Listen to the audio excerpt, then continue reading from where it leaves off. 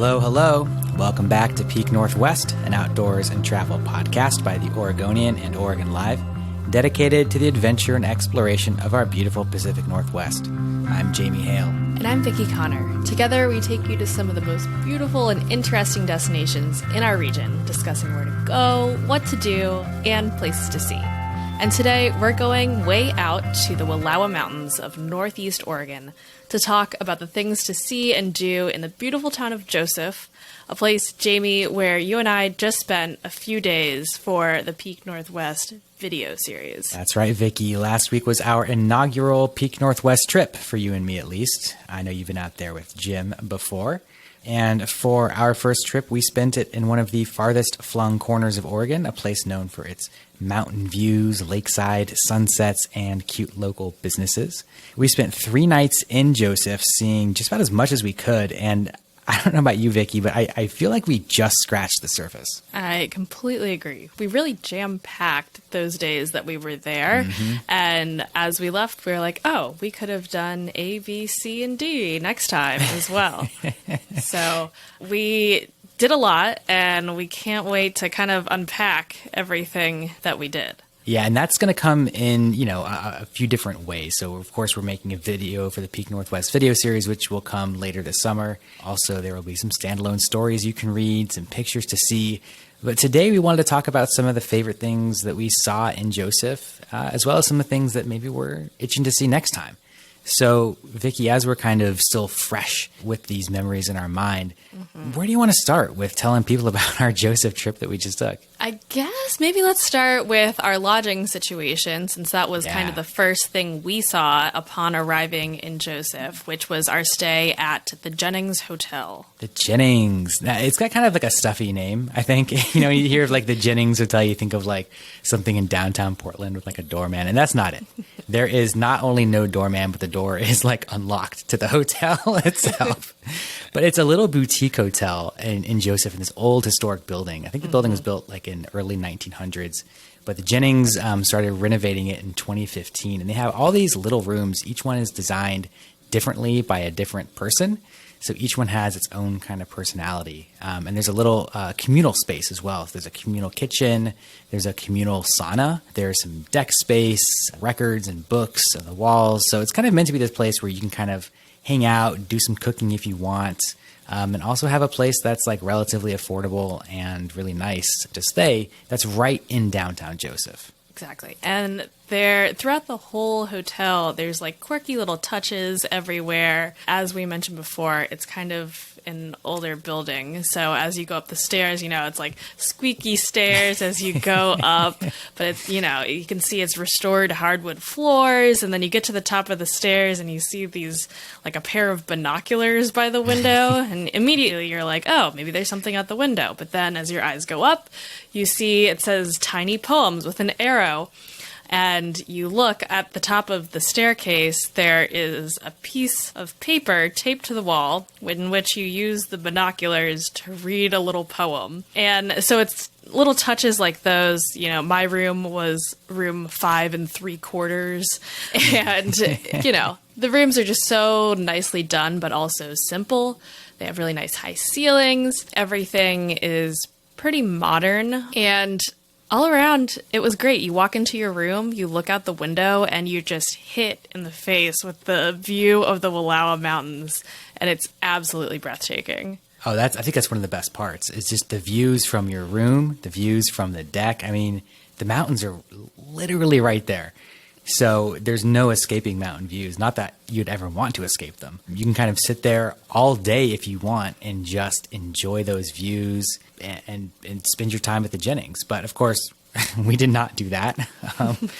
We spent our days out and about for the most part, checking out all the things to do around there. And I think one of the cool things about the Jennings, and one of the first things we did, was look for some of the restaurants and shops that are there in downtown Joseph. Yeah.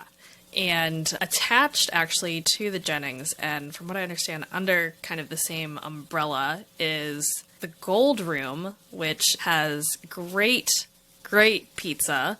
We actually went there twice during our visit. The pizza was that good. And full review of the Gold Room by Jamie coming soon. But Directly under the Jennings was not only the Gold Room, but also a little boutique shop called Friendly Canyon. So those were super easy access to us because you just walk right down the stairs and it's right there. And it also just kind of goes along with the same aesthetic of the Jennings Hotel. You know, it's modern, updated. It kind of stands out in the town of Joseph. Exactly. I mean, a lot of the places to eat, especially around Joseph, you're going to find, you know, a lot of hamburgers, you know, sort of fried food, country cowboy aesthetic. And it's not that the Jennings or the Gold Room doesn't have any of that, but it's definitely sort of more of a Portland-inspired aesthetic. So sort of hipper, modern. You know, when we got pizza, we got like a morel pizza with chive blossoms on it and these really good craft cocktails. So I think that's what's cool about it, is that it's giving an option for folks who want something in addition to some of those, you know, more traditional tourist towns in rural Oregon, those kinds of offerings you might have there. Exactly. Going off of that, one of the appetizers they have are fancy turnips. So yes, fancy turnips. Give me those fancy turnips. I'm all about that. So yeah, the Gold Room was definitely one of the highlights as far as restaurants go. But we have to give a shout out to our favorite breakfast spot that we went to, I believe, 3 out of 3 of the full days that we were there, which is the, you know, drum roll please, the Blythe Cricket. Blythe Cricket is awesome. You know, I went there like back in like 2019, and for whatever reason I left feeling really underwhelmed by it. And so we were looking for breakfast. I was like, I guess we can go back to the Blythe Cricket. Let's check it out. It's, you know, there's not a ton of breakfast spots in town. One just closed. The other one seemed to have some staffing shortages. So we went to the Blythe Cricket, and my expectations were a little bit low.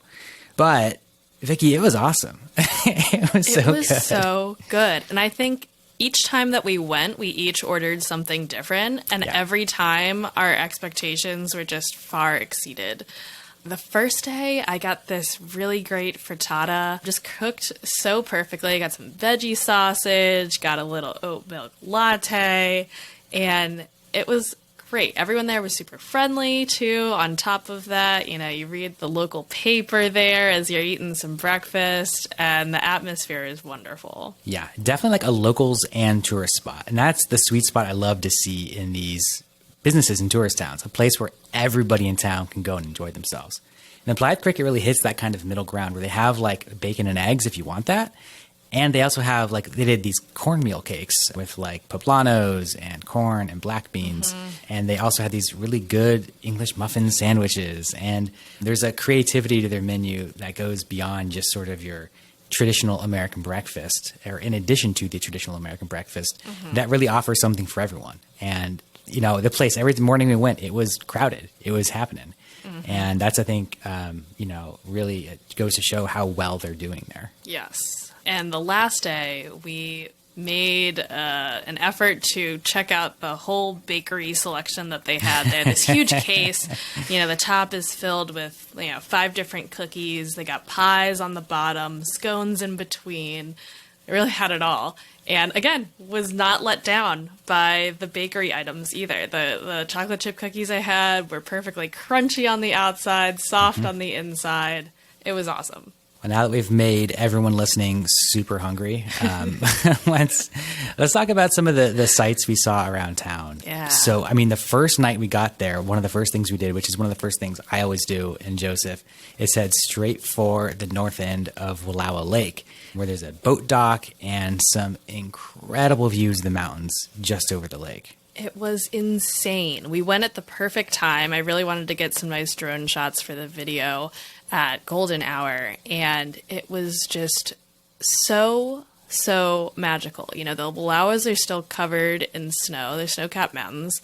And then obviously the lake is just this awesome color of blue-green, and that nice contrast of the color of the lake, the snow-capped mountains. You got like families barbecuing, kids running around. This man is playing with the chuck-it with his dog, and it's almost like a scene out of a movie. Yeah, it's so idyllic. And this is so I mean, there's a couple different parks on the Wallowa Lake. The southern end is the state park, where there's a lot of camping, a lot of room, but not really any good views. The north end is a county park, where there's no camping, but there's definitely some little picnic areas, and the views there are just spectacular. So most of the pictures you've seen of Wallowa Lake are from that northern county park, and that's just a few minutes from downtown Joseph. It's really right there. It's crazy how close it is. And, the whole time I'm thinking, oh, we only have a short time of a window of golden hour. Like, in my head, I wasn't exactly sure how far the lake was going to be. And then we get there, have plenty of time. And it was nice to just really enjoy it. Yeah, gosh. It's one of those scenes you just really don't forget. So that was night one. That was like a few hours into town. We had that amazing scene. The second day, we really were like, okay, we got a full day in town, day 1 of 2 full days in town. So let's really try to get in a bunch of stuff. So it was a little bit of a busy day for us, but I think what we saw was a lot of really cool options for anyone who wants to visit Joseph. Yes, definitely. The first part of the day, we kind of just walked around, explored town a bit, and we stopped in at the Arrowhead Chocolates. Oh, yeah. Yeah.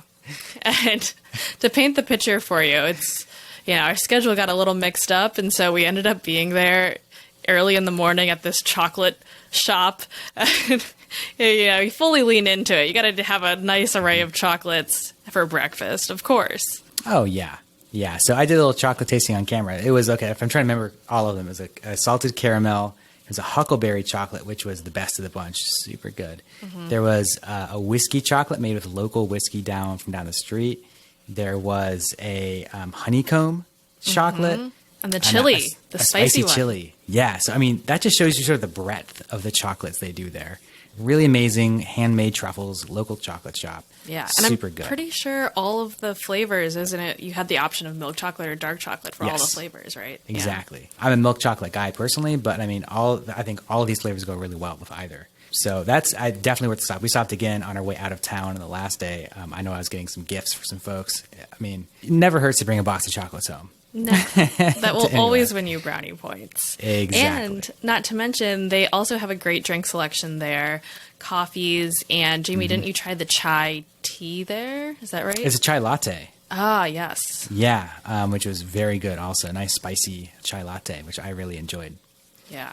So if you have a big sweet tooth and you are in Joseph, definitely stop by Arrowhead Chocolates. Yeah, and so again, there's a lot you can do in downtown Joseph, but we were looking to go just a little bit farther out of that town too. So we one of the first moves we made that first day was to go take the Wallowa Lake Tramway, which takes you from a spot right near the lake up to the summit of one of the mountains in the Wallowas, which is a really amazing experience. It's a little bit pricey, is the one thing I'll say about it. It's $40 per person, but really, what you're getting for that money is actually pretty amazing. It's an experience that you really won't ever forget. Oh, yeah. Going up the tram, you're basically just... The angle that I saw later on from the road of how the tram is traveling up, you're just going straight up to the summit. And so it takes you up. How long would you say that ride was? 10, 15 minutes? Hard to say. Yeah, I would say it was about 15 minutes. And as you're going up, you are in this little cart that holds 4 people max. And honestly, that would be a squeeze. Just the two of us. Granted, we both had our camera gear and stuff, but it's kind of small. And as you're going up, the higher you get up, obviously, the better the view. And you're going and you're just like slowly emerging from the trees and then seeing the snow on the mountains. And then you look in the other direction, you're seeing the lake get smaller and smaller, and just that bird's eye view as you're going up. Super, super cool. Yeah, it takes you up to the top of Mount Howard, which is one of those Wallowa peaks. And at the top, there is a restaurant called the Summit Restaurant, I believe. Summit Grill, I want to say. Summit Grill, that sounds right. Pretty basic food. We had some, salad wraps. They have hamburgers, had a good cobbler up in the sky. If you're going, get the cobbler. Definitely get the cobbler.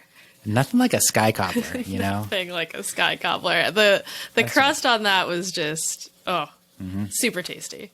From that restaurant, which is right where you kind of depart the tram, there are some hiking trails that lead up into truly some really spectacular views. Yeah.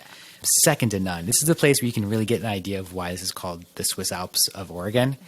The mountain peaks right there in your face. God, it was just absolutely incredible views. Yeah, and by the time we walked out onto those trails, we were the only ones there. I think that the tram had closed for a special event, so we were one of the last ones up on the mountain. And, there's a little bit of snow to walk through, a little bit of mud. And then once you get to the end of the trail, it looks like the scene out of a movie, that you're just standing there taking in the mountains, like a great spot for contemplation. Just imagine for scale, like a tiny person looking like an ant, and then these huge mountains right in front of you. It's pretty unbelievable. Yeah. Worth the price, do you think? I think a once-in-a-lifetime $40 tram trip. I think it was worth it. Absolutely. So, you could spend a lot of time up there. We did not because, of course, we have 1,000 other things to do. So we kind of hustled back down the tram and went off to some other destinations. So it kind of came back around the lake toward Joseph. And between Joseph and the lake, there's a nice little pair of attractions right there. The first one is Chief Joseph's gravesite, which is the actual gravesite of Chief Joseph the Elder, who was an indigenous leader of the Nez Perce people, who was sort of the first to lead the resistance against the U.S. government. His son, also named Chief Joseph, led sort of the famous stand against the U.S. Army, fleeing from the Army after they were forced to cede a bunch of their reservation land. So it's a really important cultural and historical site in Joseph. And I love that this is a place that really is given, I think, the attention and recognition that it deserves right there in town. Yeah. I was surprised to hear that it's the actual gravesite where he's actually buried. I don't know that I've been to many of those of historical figures before, so it was kind of surreal, and they have some nice little stands where you can read more about the history of Chief Joseph and his importance. So if you don't know anything about Chief Joseph, still a great place to check out and learn a bit about him.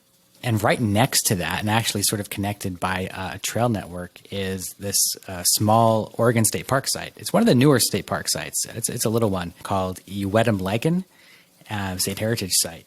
And it's a really nice spot, I think, that pairs well with Chief Joseph's gravesite, where you can kind of go check out the gravesite and kind of wander in these trails. It's kind of contemplative, right up there against the mountains.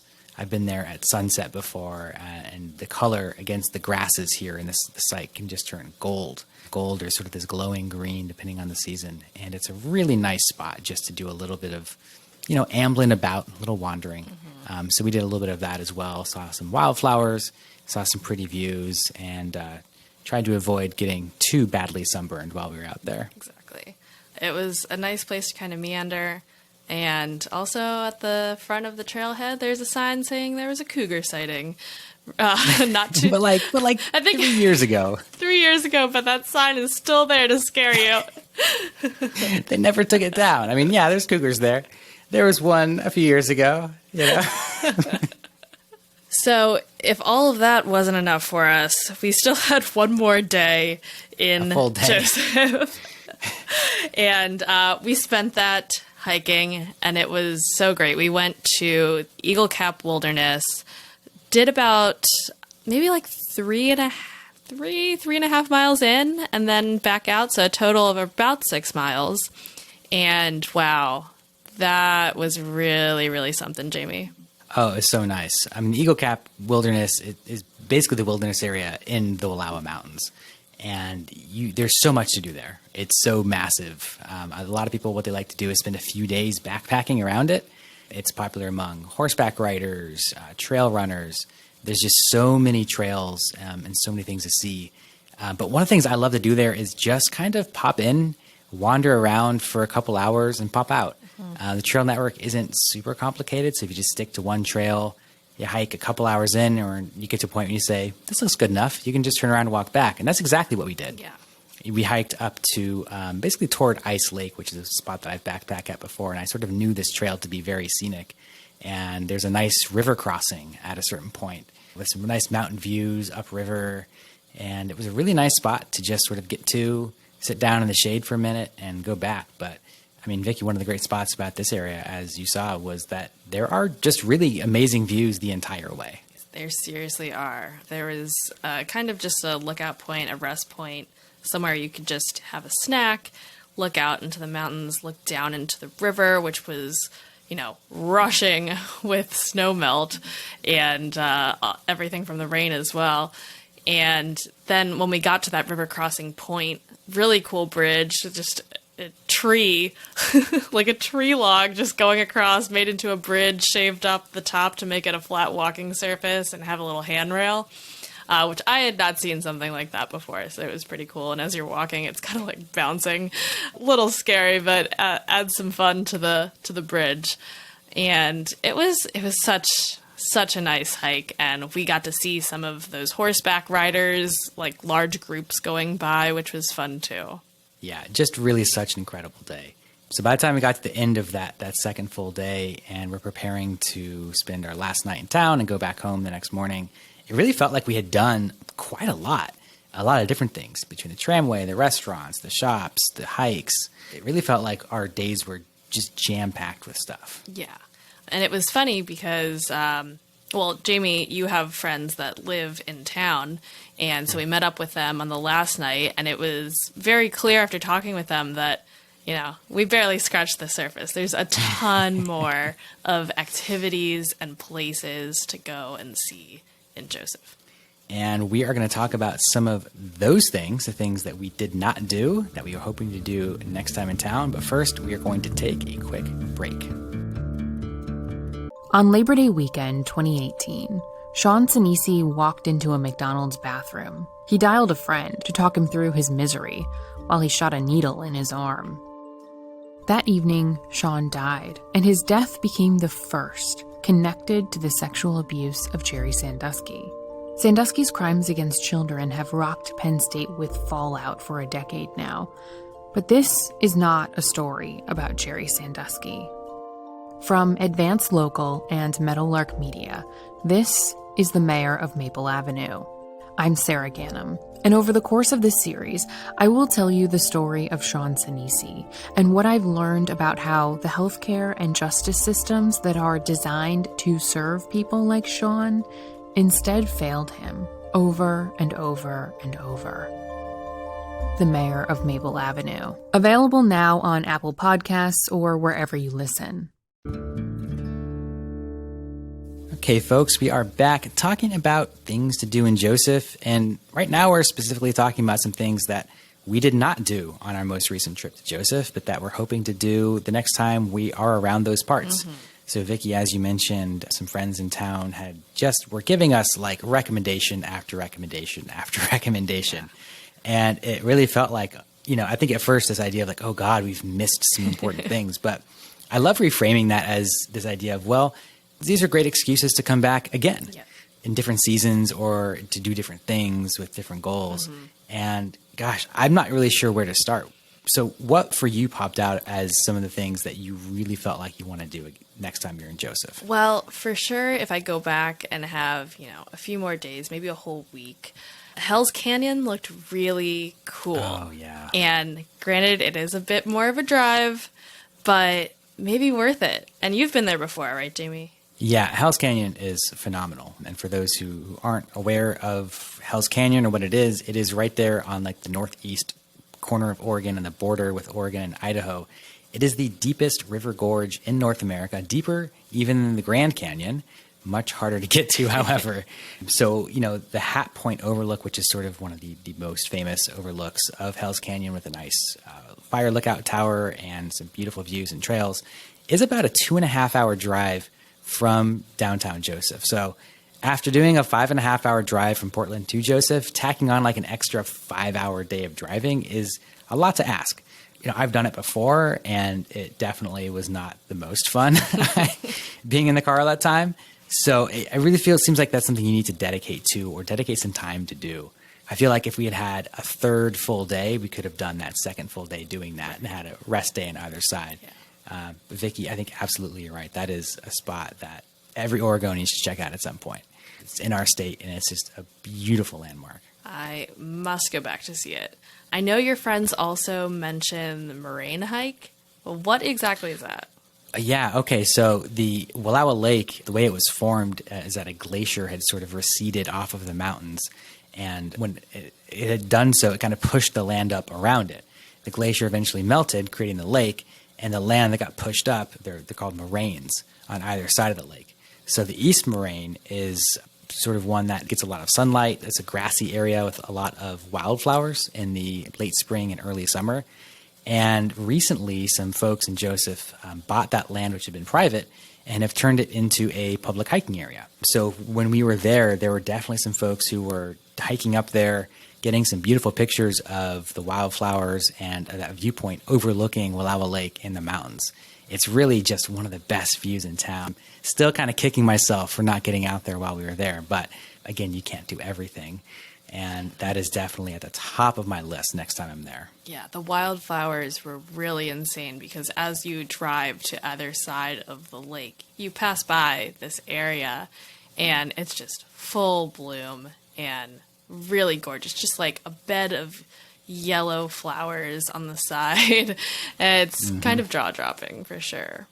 And speaking of wildflowers, I mean, one of the spots that I've been to before, but I know, Vickie, that you have not, is the Zumwalt Prairie, which is a series of areas that are, protected as conservation areas for wildflowers, kind of on the way to Hell's Canyon. Go down these gravel roads and pull off these, barely signed pullouts, and you can see these fields of beautiful wildflowers with mountain views sometimes behind them. Really gorgeous spots to see some of these flowers that are out there. And then amongst other activities, we heard about some people who had done some rail riding.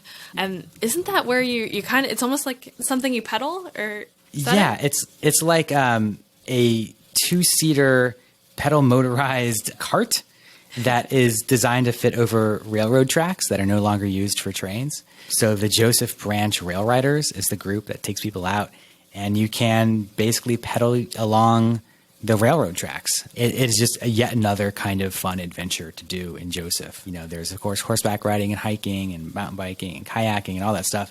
And the rail riding is just, I think, a really sort of more unique way to do all of that. It seemed really cool, very exposed, so definitely something you need to bring your sun protection for, but just a really interesting and fun kind of experience, it seems. I don't know that I've seen much like that before. I'm sure in some of these other western little towns there's more of it, but something that would be new to me, something that I have not done before. Well, Vickie, before we wrap up here, anything else that you didn't see in Joseph or anything else you want to give a special shout out to? I think we covered it all, honestly. Maybe I would like to go back in the winter. Some of my friends have gone and the lake completely gets frozen over and something you can even walk on.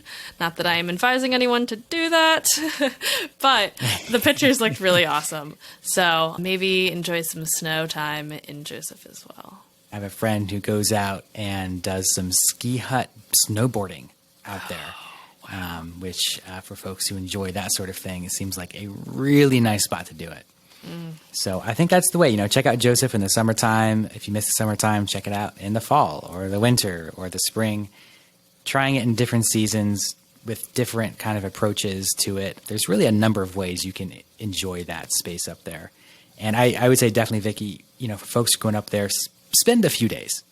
2 full days, I think, is like the minimum to spend there. 3 nights is great. If you can spend 4 nights, 5 nights, if you have the means to do so, definitely take advantage of that because there is just so much to do out there. And it is a long drive to get there, too. Yeah, it wasn't the worst drive ever, but, it's not just like going directly to Cannon Beach where it's like an hour and a half or something like that from Portland at least. So really maximize your time once you're there and spend, at least a long weekend, at least four-ish days. Exactly. Well, folks, we're going to wrap up for today. And until next time, you can watch our videos on the Oregonian's YouTube channel and view all of our travel and outdoors coverage on OregonLive.com/travel, as well as hereisoregon.com. Please leave us a rating or review if you enjoy the show, and if you want to support this podcast and our local journalism, please consider a subscription to Oregon Live. You can find details at oregonlive.com/podsupport. Also, if you're a fan of the show and are interested in potentially sponsoring it, you can get in touch with our marketing people at advertise@oregonian.com. This episode of the show was produced by me, Vickie Connor, alongside Jamie Hale and Andrew Thien. Stay safe and happy travels, everyone. Until next time, we leave you with this 10 seconds of Zen.